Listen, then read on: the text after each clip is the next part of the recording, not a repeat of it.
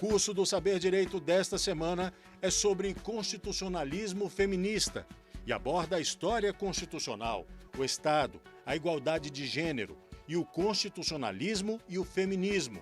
A professora é Cristine Petter. Olá, todas e todos que estão aqui nos acompanhando nesse curso de constitucionalismo feminista. Estamos começando a aula número 2 e vamos, de alguma forma, consolidar as experiências, os conhecimentos e as provocações que a nossa primeira aula nos trouxe. A ideia de um constitucionalismo feminista passa necessariamente pela ideia do constitucionalismo. Então, nessa aula de hoje, o objetivo principal é apresentarmos as consequências visíveis na estrutura de poder do constitucionalismo, que, segundo nós aprendemos na primeira aula, é um constitucionalismo do final do século XVIII, que traz paradigmas importantes para o desenvolvimento das teorias e das ideologias do direito constitucional ensinado nas faculdades nos últimos 2 séculos e que nos coloca à disposição de novidades que ainda não estão nos livros ou que ainda não fazem parte da dogmática mais tradicional do direito constitucional, como o constitucionalismo feminista, mas que já nos colocam à disposição de pensamentos, de fórmulas de agir e de regras para o exercício de poder que nós podemos encontrar na atualidade nos livros mais vanguardistas, frutos de pesquisas, por exemplo. Então, vamos começar essa aula fazendo uma distinção muitíssimo importante entre aquilo que se convencionou chamar de Estado de Direito, como a consequência em termos de modelo político do constitucionalismo contemporâneo, e o Estado constitucional. A pergunta central sobre essa diferença é: será que são a mesma coisa? Falar de Estado de Direito, de Estado constitucional, são efetivamente sinônimos? E se não são sinônimos, o que os diferenciam? Por que algumas pessoas preferem falar em constitucionalismo forte e outras preferem falar em constitucionalismo fraco? Será que existe realmente uma relação entre o constitucionalismo e aquilo que nós vivenciamos nas estruturas de poder, especialmente brasileiras, e que ficou conhecido como ativismo judicial? Essas expectativas, ou seja, esses conhecimentos sobre o que é o Estado de Direito, o que é o Estado constitucional, por que são chamados de forma diferente e o que realmente os diferenciam na prática do poder, é o objetivo e o objeto desse nosso encontro da aula número 2. Pois bem, o constitucionalismo faz surgir um modelo de sociedade e um modelo político guiado pela Constituição. Constitucionalismo tem a ver com Constituição. Então, o direito constitucional é aquela disciplina que certamente se dedica ao estudo da Constituição e tudo o que ela implica. Mas esse constitucionalismo, ele, além de ter trazido esse elemento concreto, físico, muitas vezes escrito em um papel, que é a Constituição, trouxe também um modelo político, trouxe também uma forma de organizar o poder nos Estados-nação. Então, dentro dessa perspectiva, nós vamos entender o que é esse modelo político e como ele se coloca à disposição das sociedades contemporâneas. Vamos falar primeiro do modelo político que nasceu primeiro, o Estado de Direito. O Estado de Direito, ele se desenvolveu e se colocou à disposição das sociedades, principalmente a partir do século XIX, como um modelo calcado em 3 elementos. O primeiro elemento é a própria ideia de direito, que nós, na dogmática e na teoria constitucional, chamamos de princípio da legalidade. O que é o princípio da legalidade? É o reconhecimento de que o direito deve prevalecer como modelo de resolução dos conflitos sociais. A harmonia e a chamada paz social podem ser alcançadas, pelo menos em teoria, por meio do direito. Então, a legalidade é o respeito ao direito, o respeito à parte visível do direito, que são as leis. No segundo momento, ou como um segundo elemento desse Estado de Direito, nós temos a proteção, reconhecimento e instrumentos processuais garantidores dos direitos fundamentais. A expressão-chave do Estado de Direito é direitos fundamentais subjetivos. O que isso quer dizer? A ideia de um Estado de Direito que respeita a lei e a legalidade também passa pela ideia do Estado de Direito que respeita a Constituição.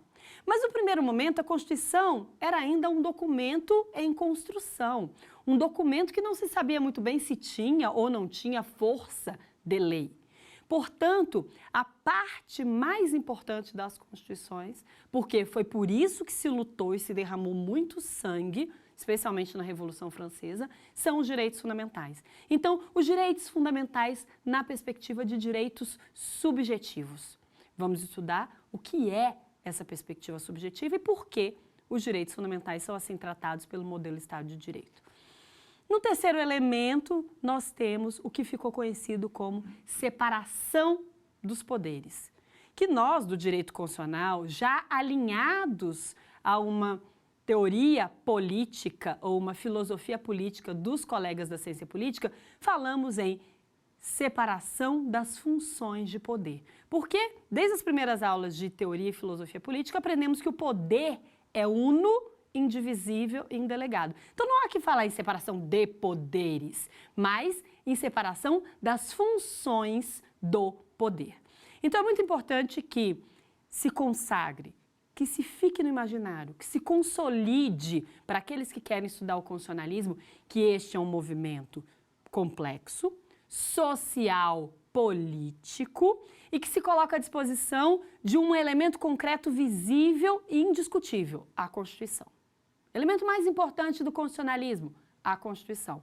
Porém, essa Constituição, ela é a base, é o pacto, é a carta que consolida as regras e os procedimentos de um modelo político.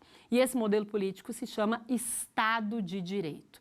E o Estado de Direito, por sua vez, tem um tripé essencial, um tripé indelével, um tripé indiscutível. O Estado de Direito nasce para que o direito seja respeitado, o princípio da legalidade. O Estado de Direito nasce para a proteção dos direitos fundamentais dos homens e mulheres, no começo não as mulheres, mas vamos aqui dar a nossa deixa, né? Dos cidadãos e das cidadãs dos Estados-nação, e é um modelo que organiza o poder por meio daquilo que ficou convencionalmente chamado de separação de poderes ou separação das funções de poder numa linguagem mais contemporânea.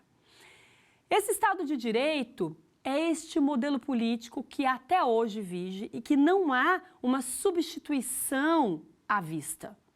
O modelo em que as pessoas, chamadas de cidadãos e cidadãs, se colocam à disposição dos conflitos sociais ou se colocam à disposição da subordinação que de alguma forma nos submetemos, né, ao Estado, ela é feita através do reconhecimento e da garantia de direitos fundamentais. Os elementos legalidade, proteção subjetiva de direitos fundamentais e separação de poderes são elementos intrínsecos, básicos do modelo de Estado de Direito. E são perspectivas que todos nós vivenciamos no nosso dia a dia, seja na vida privada, seja na vida pública. Não há ninguém, nenhum político, nenhum mandatário, nenhuma pessoa que representa o Estado a partir das suas instituições, nenhum cidadão comum, nenhuma cidadã, ainda que excluída dos seus processos mais básicos, né, eleitorais, que não tenha se submetido ao Estado de Direito nos últimos 2 séculos e meio.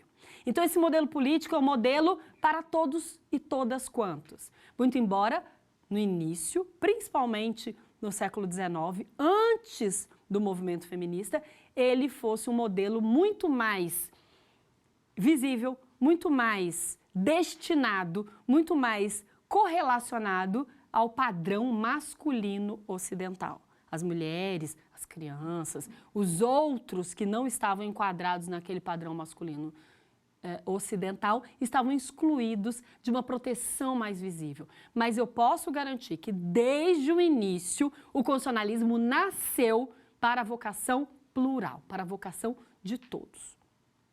A ideia desse constitucionalismo a partir do modelo de Estado de Direito é a ideia de que o direito deve prevalecer sobre as outras possíveis formas de resolução de conflitos sociais. Quando alguém entra num embate com outra pessoa a respeito de algum tipo de direito, como se vai resolver esse conflito? Aí é que entra a ideia do direito, a ideia da legalidade. Vamos procurar o que a comunidade política já disse sobre este conflito. Vamos procurar o que os legisladores pensaram quando essa situação acontecesse, que seria a melhor solução para a comunidade, para a história da nossa nação, do nosso país. Então é isso que a gente faz com o princípio da legalidade. Ele é o respeito, a consideração, a vontade de se ter uma sociedade regulada por leis e não pela vontade do soberano, ou por regras morais mitológicas, ou por regras de etiqueta de determinadas comunidades. Queremos leis que advenham de um poder constituído. O poder constituído é chamado de poder legislativo. Então, quando falamos em direito, em princípio da legalidade, em Estado de Direito legislativo, estamos falando deste momento em que o modelo político deu muita importância, deu crucial relevância à resolução de todos os problemas da sociedade por meio de regras previamente estabelecidas pela chamada comunidade política. A comunidade política, numa democracia representativa, ela é escolhida pelo próprio povo para fazer essa tarefa. Em outros tipos de democracia, democracia participativa, o povo quer ser chamado ponto a ponto, tópico a tópico, assunto a assunto, a dizer exatamente como vão ser resolvidos esses conflitos. E em momentos ainda mais plurais ou ainda mais tecnológicos dessa democracia, podemos falar uma revolução democrática por meio da tecnologia, podemos pensar que não só a cada tema, ou a cada momento, ou a cada assunto, mas em qualquer circunstância, né, todos fossem convidados a opinar e a ser opinião pública e publicável acerca dos assuntos. Estamos vivendo essa terceira onda, ainda com muitas dúvidas, ainda com muitas angústias em relação a o que sejam as democracias nesse mundo, né, dos twitters, das redes sociais, das fórmulas públicas e privadas se confundindo tanto com problemas, liberdade de expressão, direito à honra e imagem, conflito entre direitos, isso tudo ainda faz parte de uma discussão, de uma democracia que começa mais representativa, que se coloca à disposição de uma maior participação e que agora ganha no pluralismo, na complexidade, na dinâmica da revolução tecnológica, uma nova forma de se expressar. Mas tudo se coloca à disposição do mesmo movimento e do mesmo modelo político. Estamos falando de constituições como elemento básico que nos une nesse movimento há 2 séculos e meio e estamos falando de um modelo político chamado Estado de Direito. E aí vem a minha segunda questão, a minha fórmula de enfrentar o Estado de Direito a partir de uma perspectiva pós-Segunda Guerra Mundial. Tenho percebido que o modelo Estado de Direito é o mais consagrado, é o mais falado na literatura do direito constitucional brasileiro e na literatura do direito constitucional mundial. Não há lugar onde você, claro, devidamente feitas as adequações da língua, você não escute falar numa expressão exata ou que corresponda ao modelo político Estado de Direito. O Estado de Direito, a partir dessa perspectiva da legalidade, da proteção subjetiva de direitos fundamentais e de separação de poderes, é algo consolidado. Mas será que a proteção de direitos fundamentais em países mais de democracias mais consolidadas, como é o caso, né, dos nórdicos na Europa, ou mesmo de países de tradição constitucional mais fragilizada, como alguns países europeus ou alguns países da América Latina que tiveram democracias muito tardias, será que é a mesma coisa falar de proteção dos direitos fundamentais dos sujeitos humanos nesses países? Claro que não. Então, é óbvio que existem nuances que foram percebidas, né, pelas atrocidades ou pelas tragédias que as 2 guerras mundiais mostraram ao constitucionalismo contemporâneo e que precisava de uma nova linguagem. Então, houve uma superação do que a gente chama de proteção meramente subjetiva, que consideram sujeitos como indivíduos autônomos e se colocam à disposição de uma proteção mais relacionada ao que eu chamo de políticas públicas. Os direitos fundamentais deixam de ser apenas direitos subjetivos e se submetem a uma nova forma de existir, que são as políticas públicas. É o que eu chamo de proteção objetiva dos direitos fundamentais. E ainda existe algum desconforto, alguma fórmula mais específica de tratarmos do terceiro elemento desse modelo político, que é a separação de poderes, que são os ativismos. Nós sabemos que o poder é algo que está subjacente à ideia de comunidade, de coletividade e de política. A política é a ciência que estuda o poder. O poder, portanto, é essa força que submete o outro à vontade de alguém.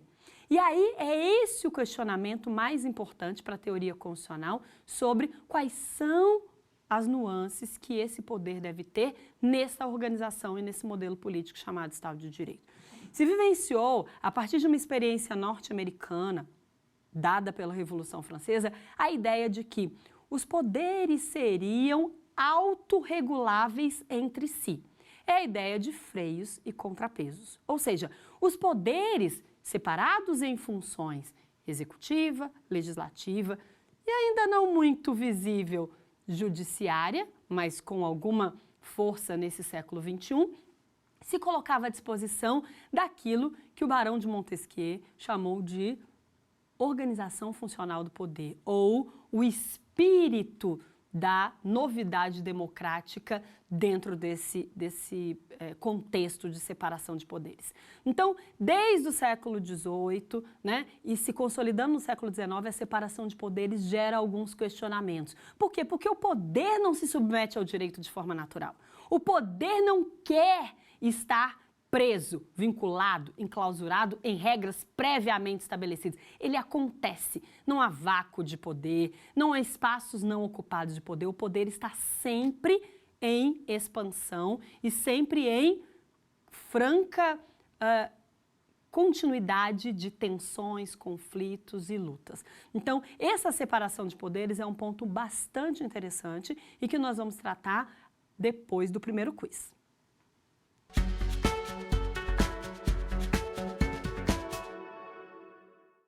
O Estado de Direito é um modelo político que se consolida a partir dos seguintes elementos. Alternativa A, moralidade, legalidade, concurso público.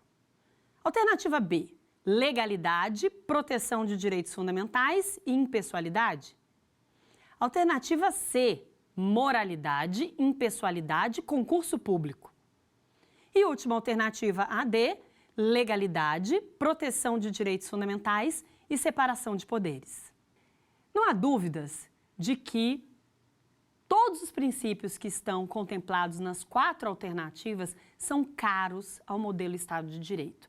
Mas acabamos de conversar, um pouco antes do quiz, sobre aquilo que prevalece, aquilo que constitui o chamado DNA deste modelo político chamado Estado de Direito. De forma que a nossa alternativa correta não pode ser outra, senão a alternativa D, legalidade, proteção de direitos fundamentais e separação de poderes. A ideia de um Estado de Direito que se consolida a partir e pelas experiências, legalidade, proteção de direitos fundamentais e separação de poderes, e falei experiências de uma forma bastante consciente. Viver a legalidade não é viver apenas uma teoria, é acreditar cultural e socialmente que a melhor forma de resolver conflitos é ir em busca da lei. Vivenciar, experienciar os direitos fundamentais é acreditar que você precisa se considerar um sujeito de direitos, se considerar alguém que está numa comunidade política que efetivamente lhe concede a proteção subjetiva na sua pessoa, na sua história dos direitos. E, sem dúvida alguma, experimentar em alguma medida uma participação cidadã nas coisas do poder. A experiência da legalidade, a experiência da proteção subjetiva dos direitos fundamentais e a experiência da separação de poderes vai te transformar de um espectador da comunidade política e, portanto, do constitucionalismo a um ativista constitucional. Todos aqueles que, de alguma forma, acreditam no constitucionalismo têm que ser ativista.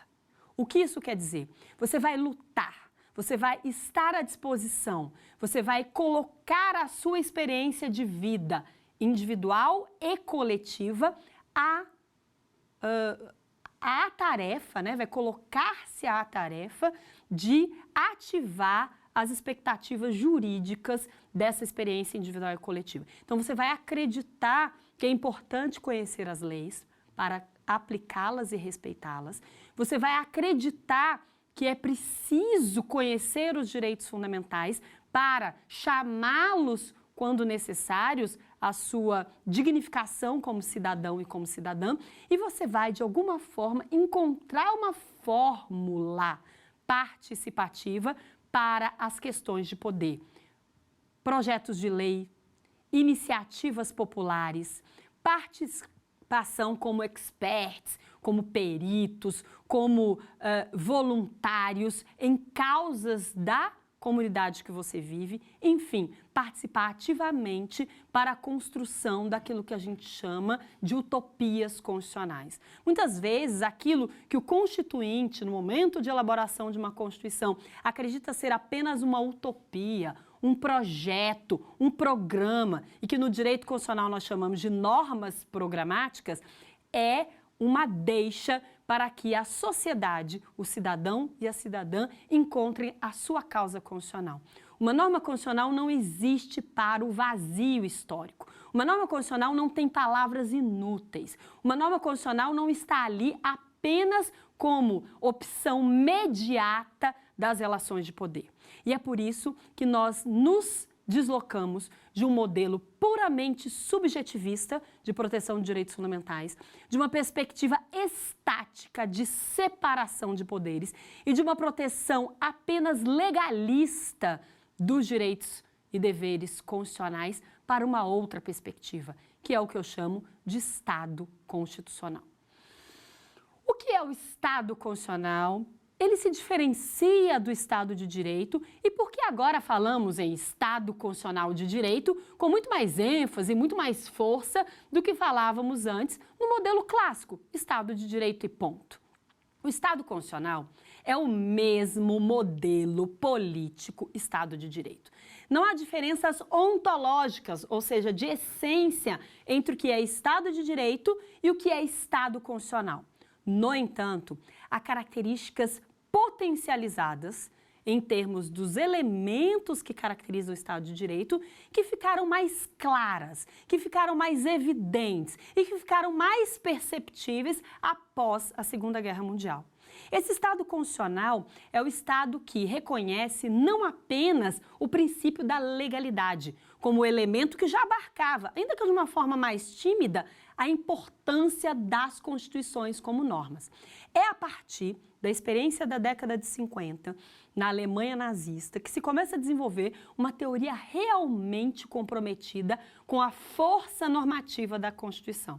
Estamos falando de um livro traduzido para o português pelo professor Gilmar Ferreira Mendes, que se coloca à disposição de uma teoria e de uma filosofia muito importante. A Constituição é uma lei que importa.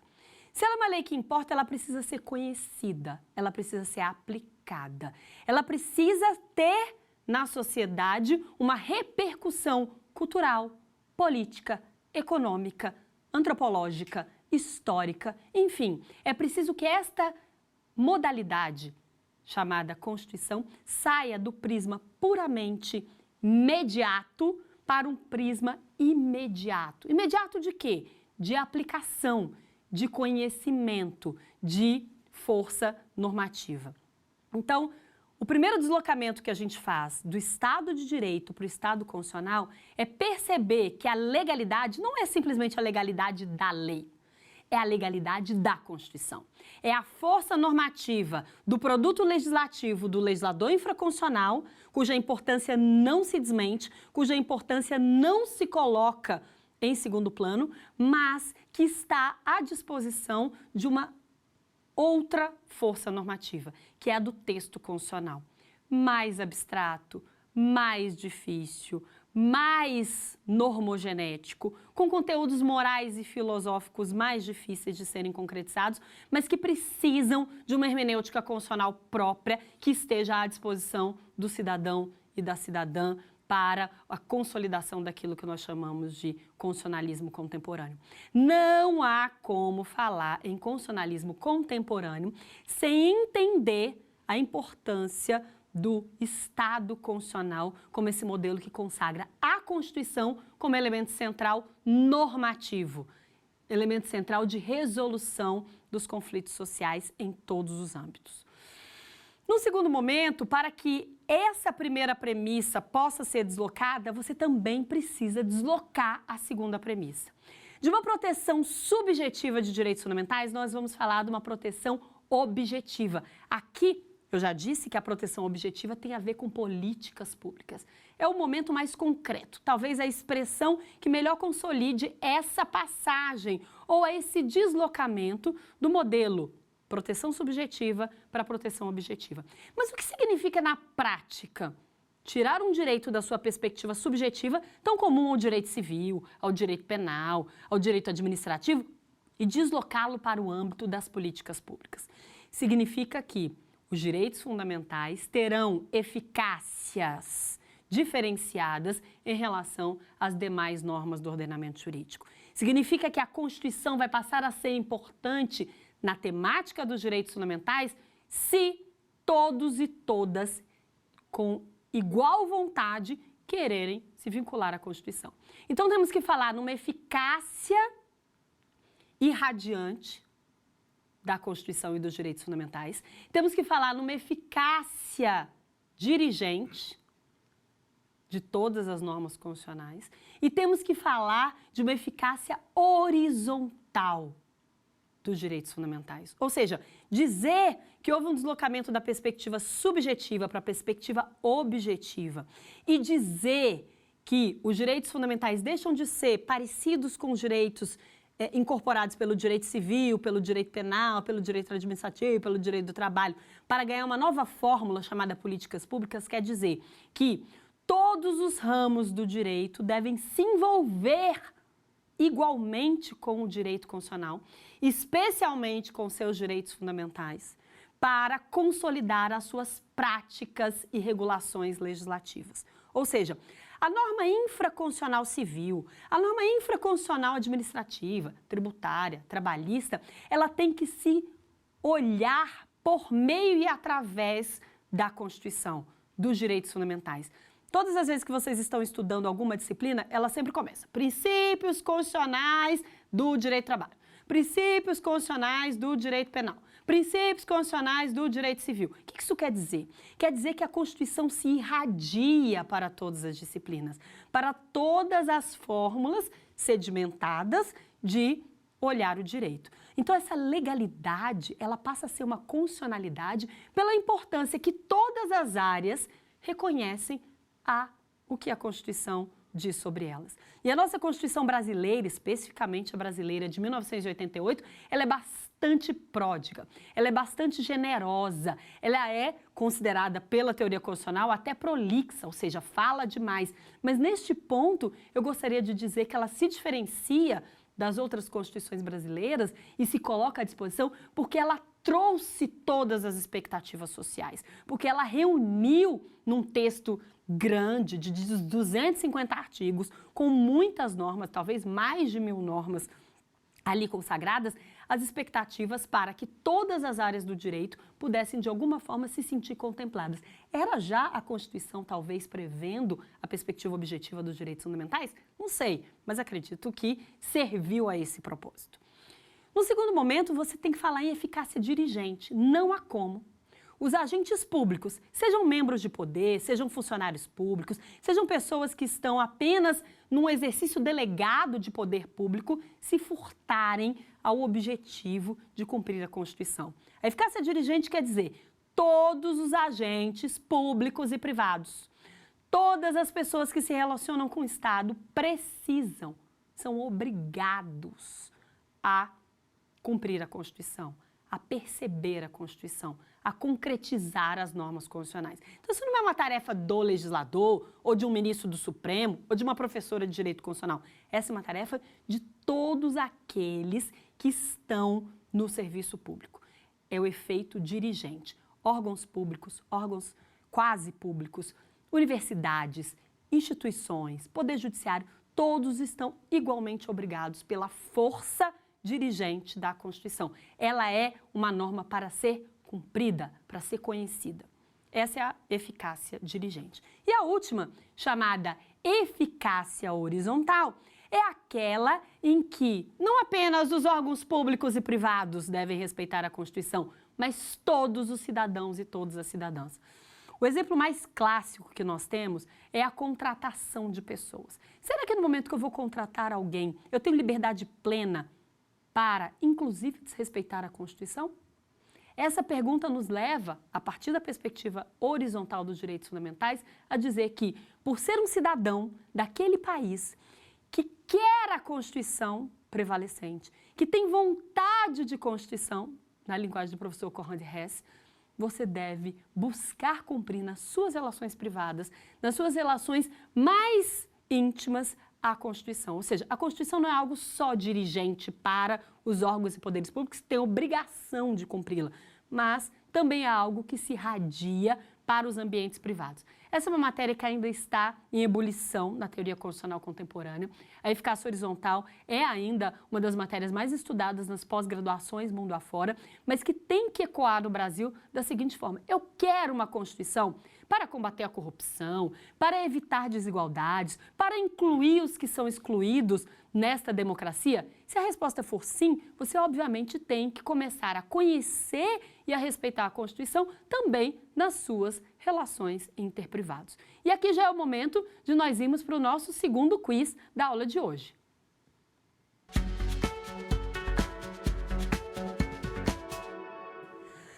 A proteção objetiva dos direitos fundamentais implica reconhecimento de 3 tipos de eficácia a esses direitos.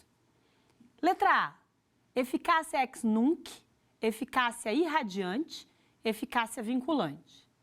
Eficácia dirigente, eficácia ex tunc, eficácia vinculante. Eficácia irradiante, eficácia dirigente, eficácia horizontal. Eficácia irradiante, eficácia ex nunc, eficácia prospectiva.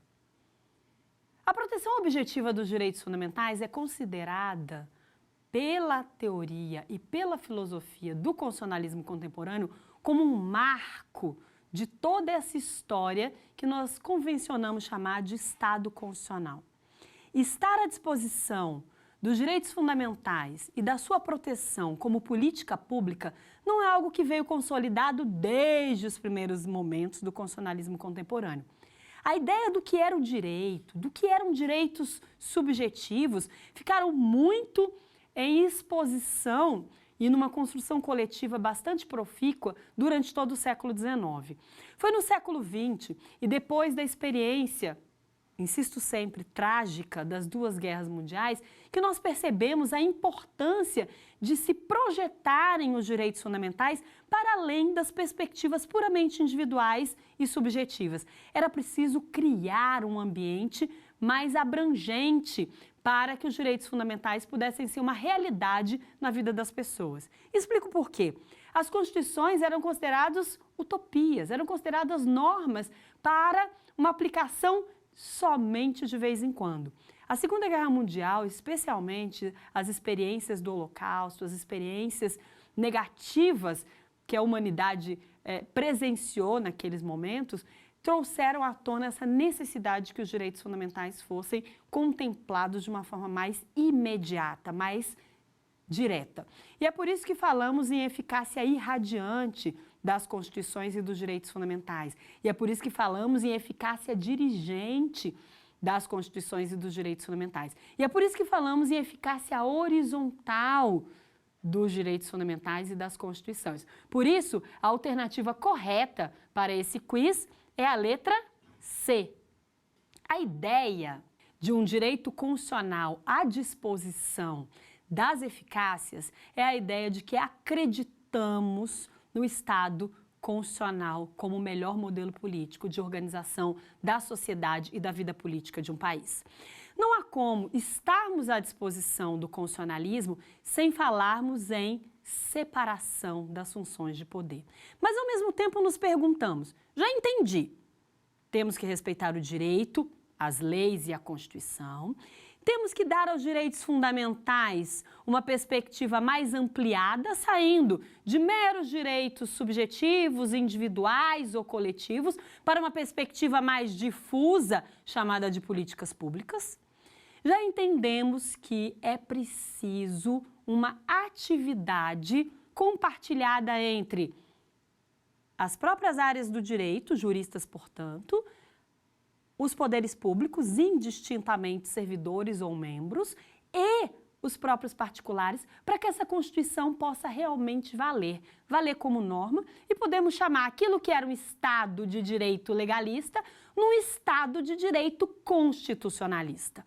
O constitucionalismo impõe ao Estado de Direito a obrigação de considerar a Constituição uma norma com força normativa e que todos os cidadãos e cidadãs, sejam em que função estejam no ambiente do Estado, função pública, função privada, queiram respeitar a Constituição. Por quê? Porque assim o constitucionalismo se consolida como o melhor ou mais adequado modelo político para a organização da vida em sociedade. Se assim não for, vamos ter que encontrar outra fórmula. Não há ainda muitas expectativas de quais seriam essas outras fórmulas, mas já há, de alguma forma, algumas críticas que dizem que descaracterizam o Estado de Direito.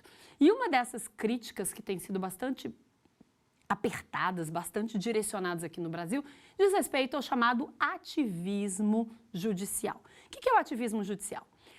É um tema, né, que ganhou as ruas, que ganhou a popularidade, que ganhou as expressões, inclusive, de estudos acadêmicos mais verticalizados ou menos verticalizados, né, monografias de graduação, dissertações de mestrado, monografias de conclusão de curso de pós-graduação, lato sensu, sempre tem essa temática como uma temática possível. Faz parte do imaginário popular brasileiro hoje falar em ativismo constitucional.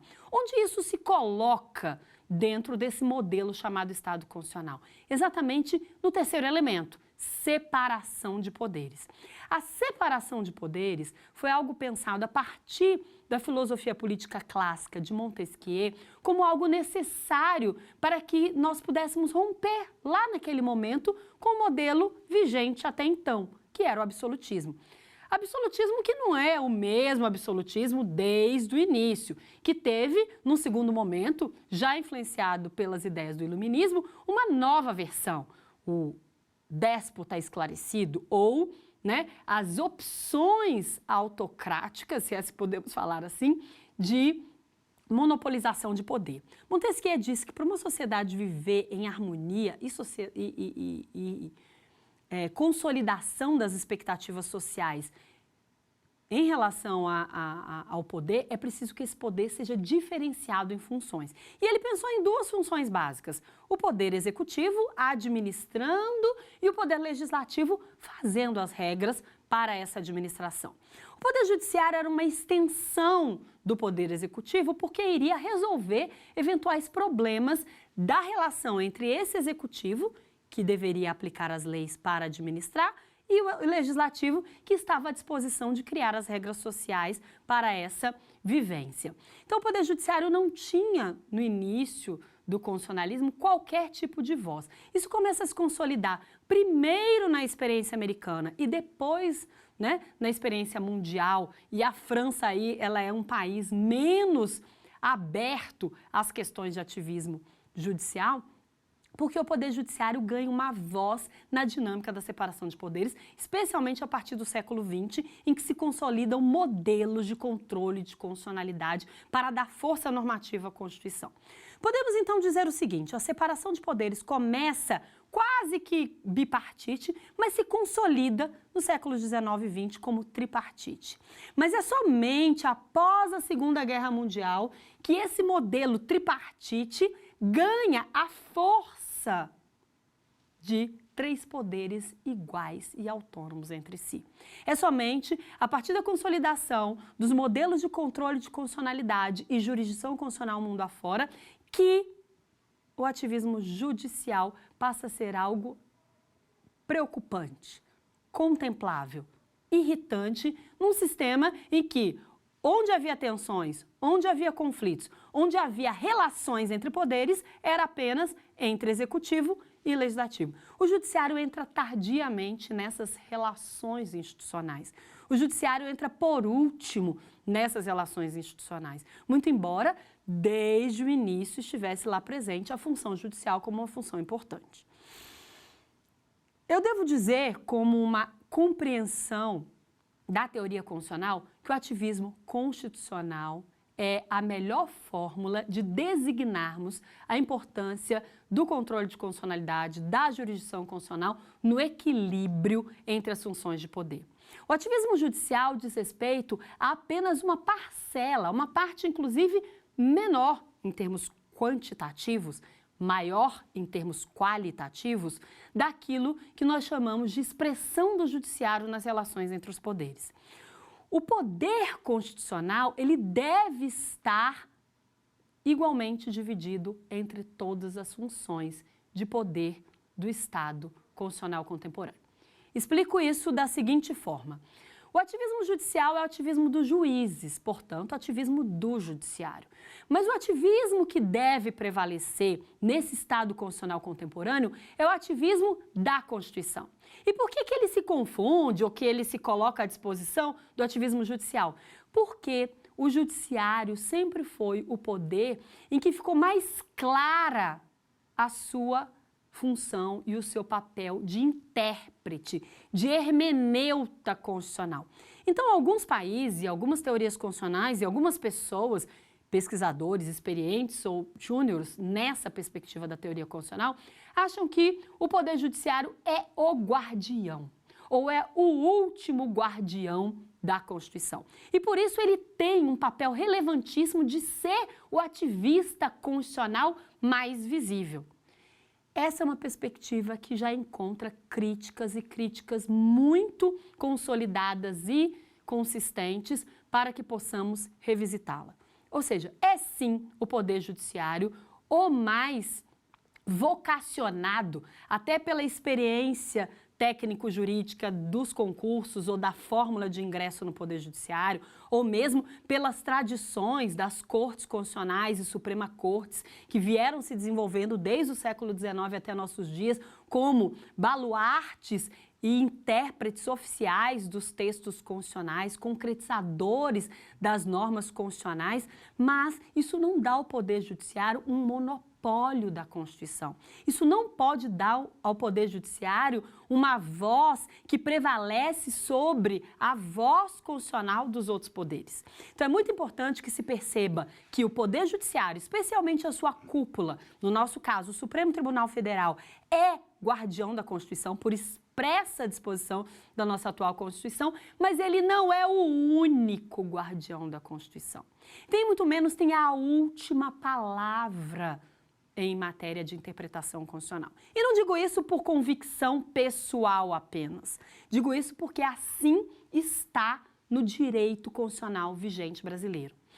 Quem estuda processo constitucional ou controle de constitucionalidade sabe que as decisões do Supremo Tribunal Federal, especialmente aquelas em controle concentrado de constitucionalidade, não têm eficácia vinculante para os demais, para o Poder Legislativo. Tem eficácia vinculante para o próprio Poder Judiciário e para o Poder Executivo, mas o Poder Legislativo é um natural interlocutor dessas decisões. Claro que essa interlocução muitas vezes vai se dar em ambientes de tensões e conflitos, sejam ideológicos, sejam de momentos históricos, sejam de concepções políticas, mas é muito importante que se saiba que os diálogos constitucionais fazem parte da dinâmica hoje legislativa do controle de constitucionalidade brasileiro. Não é algo que se quer implantar, é algo que já está consolidado. Por quê? Porque o Poder Legislativo também, pela eficácia dirigente dos direitos fundamentais, tem como papel essencial e intrínseco concretizar esses direitos. E a voz do Legislativo, a voz do Executivo, associada à voz do Judiciário, devem ecoar igualmente no ambiente de poder do Estado em termos de concretização de direitos fundamentais. Então, falar em ativismo judicial e falar em ativismo legislativo e falar em ativismo executivo é a fórmula mais importante de darmos vez ao que se chama de separação de poderes. A separação de poderes deixa de ser aquilo que se imaginava no século XIX, que é a consolidação estanque, estática, com hierarquias e prioridades de um poder sobre o outro, para podermos falar numa interdependência entre esses poderes.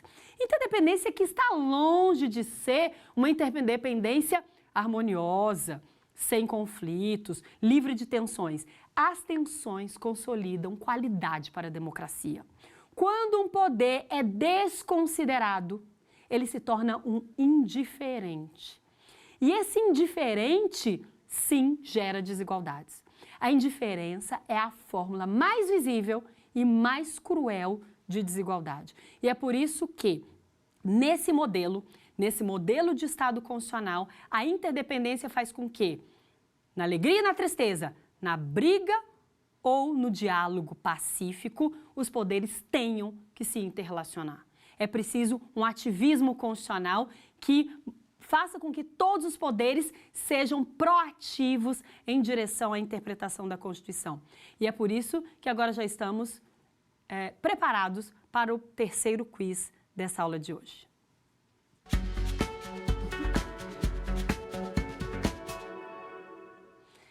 Estado de Direito e Estado Constitucional são o mesmo modelo político, mas com as seguintes diferenças. No Estado Constitucional, adota-se rígida separação entre os poderes. No Estado de Direito, prevalece o princípio da constitucionalidade. No Estado Constitucional, a proteção subjetiva de direitos fundamentais. No Estado de Direito, prevalece o princípio da legalidade. É uma novidade falar nessas características a partir dessas duas fórmulas, como eu apresentei na aula de hoje.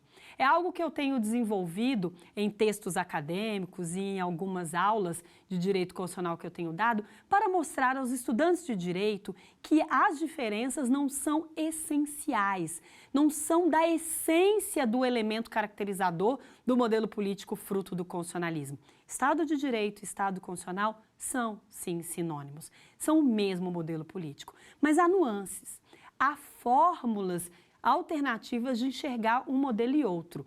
A legalidade cede lugar à constitucionalidade.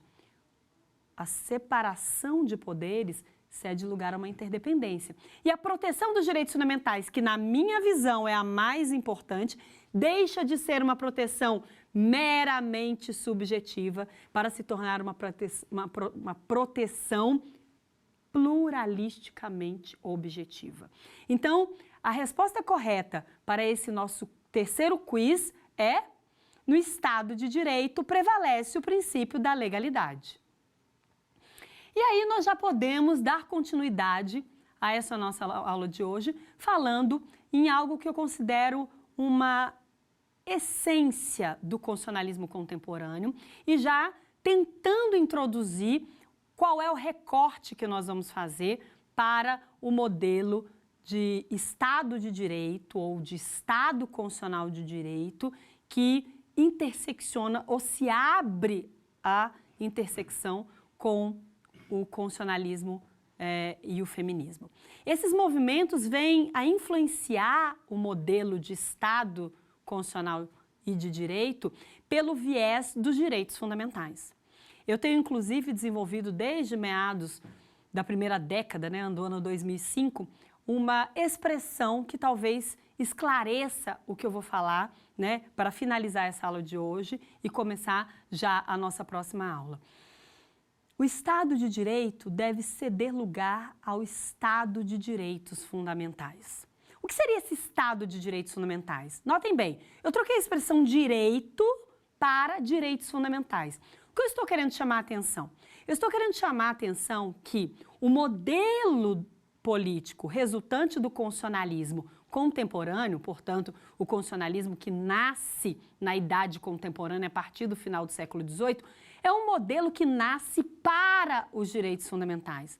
Ele nasce com os instrumentos da legalidade ou do controle de constitucionalidade, ou os instrumentos da separação ou da interdependência entre os poderes à disposição do reconhecimento, garantia e proteção de direitos fundamentais. Então, ele não é apenas um Estado de Direito ou um Estado constitucional, ele é um Estado de direitos fundamentais.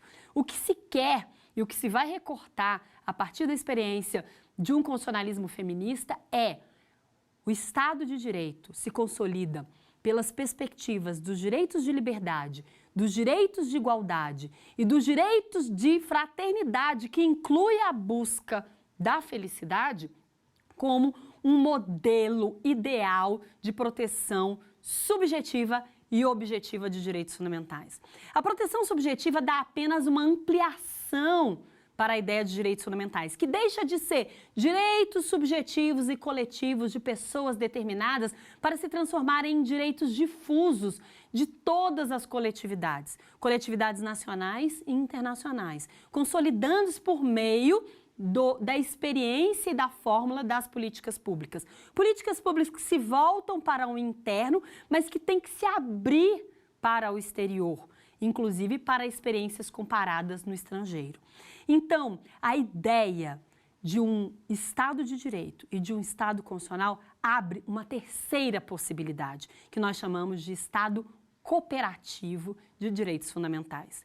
Então, além do Estado de Direito, do Estado constitucional, mesmo modelo político, nós também podemos falar de um terceiro momento de modelo político, que é o Estado cooperativo. A legalidade, a constitucionalidade se colocam à disposição da convencionalidade. A ideia de proteção subjetiva e proteção objetiva de direitos fundamentais passam a ser também a proteção ampla, subjetiva e objetiva de direitos humanos. E, por fim, a ideia de separação e interdependência entre as funções de poder do Estado Nacional passa a ser uma ideia de separação e interdependência de soberanias nacionais. É uma virada que ainda não está pronta, é uma virada que já está em gestação, que já está em consolidação em países mais abertos ao mundo internacional e que coloca o direito constitucional como o irmão gêmeo do direito internacional. Ou seja, as expectativas nacionais, as expectativas que se consolidam a partir de um modelo criado para o Estado-nação lá no final do século XVIII e que se projeta para o século XXI a partir de uma ampliação desse Estado-nação para um mundo mais globalizado, um mundo mais aberto, um mundo mais forjado em não apenas Constituição e leis, produtos legislativos internos, mas também convenções e normas internacionais que se consolidam como complementares dentro desse ambiente do que convencionou-se chamar de constitucionalismo interno. O constitucionalismo cooperativo, ele inaugura a ideia não apenas de uma igualdade entre cidadãos e cidadãs e todos quantos no modelo de Estado-nação, mas é uma ideia de igualdade ampliada, uma igualdade que se coloca à disposição em estrangeiros, em refugiados, em exilados, ou seja, que nos coloca à disposição de problemas muito mais amplos desse constitucionalismo contemporâneo e que não podem ser esquecidos pelos modelos atuais que nós temos. Talvez não seja preciso, como alguns doutrinadores estão pesquisando e elucubrando, romper com o constitucionalismo vindo das revoluções liberais. Precisamos apenas consolidar outras fórmulas. E é por isso que, de alguma forma, nós vamos, nas próximas aulas, contemplar essa experiência, o Estado constitucional, né, vindo aí como uma consolidação do Estado de Direito, pode sim ter um futuro a partir da ideia de um Estado cooperativo. E é sobre esse cooperativismo e as suas implicações na igualdade de gênero e no próprio ideário do constitucionalismo mundial que nós vamos falar nas próximas aulas.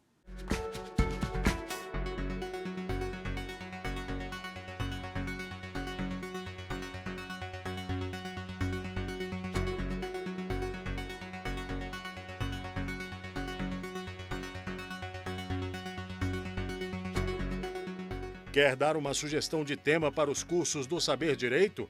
Então mande um e-mail para a gente, saberdireito@stf.jus.br, ou entre em contato por WhatsApp. O número é esse que aparece na tela. Você também pode acompanhar as aulas pela internet.